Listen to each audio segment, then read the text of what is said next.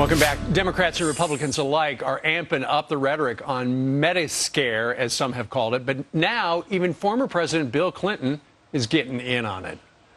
What in all probability will happen, particularly if they dismantle some of these other cost controls, is that medical costs will continue to go up and older people will use less, get sicker, and die quicker, or they will be poorer because they'll have to spend so much of their money on health care. But the former president also said he's afraid Democrats will not fix the problem either. So what's the next step? Join us right now. To pull it all together, our columnist and Fox News contributors Andrea Tantaros and Fox News contributor Juan Williams. Good morning to both of you. Good morning. Good morning. Well, what Bill Clinton says, we've got to deal with these things. And Andrea, as you look at Paul Ryan's plan, he's got a plan. Mm-hmm. The Democrats all voted against it. 40 Republicans voted for it yesterday in the U.S. Senate. Do the Democrats have a plan to fix this?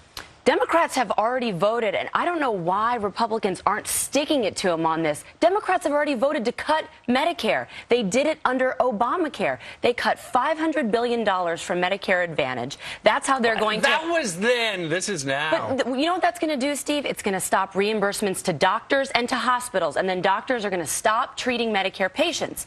Guess what else Democrats did? They put in place a rationing panel.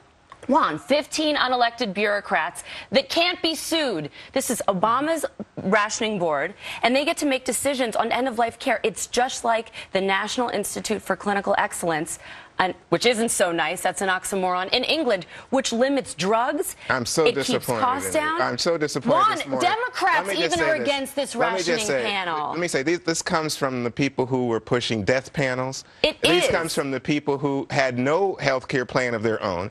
And now we have a proposition here from Paul Ryan, who I acknowledge has taken a necessary first step because we've got to deal with entitlements if we want to get the deficit under control. Right. But it is a plan that's going to have an adverse effect in terms of the cost of health care for seniors, just as President Clinton described. Health care costs are not static. They keep rising. Absolutely. And former President Clinton says we've got to do something.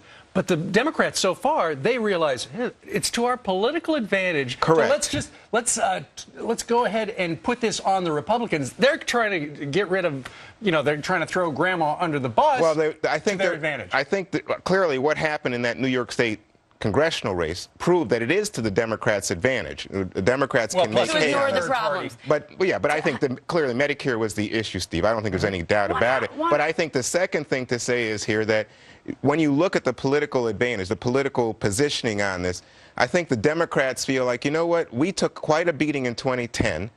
Given all the rhetoric around health care reform. And so now but you know what? I don't think it's good for the country to this extent. You've got to get entitlement spending under control. Andrea. Well, you talk about costs going up under the Ryan plan. How? He's actually bringing it to the private market. That incentivizes insurers. Hold on a minute. But I'm saying it drives up the cost. It doesn't drive up the cost, and I'll tell you why. Health care costs, independent of Paul Ryan's plan, are going up higher than the rate of inflation.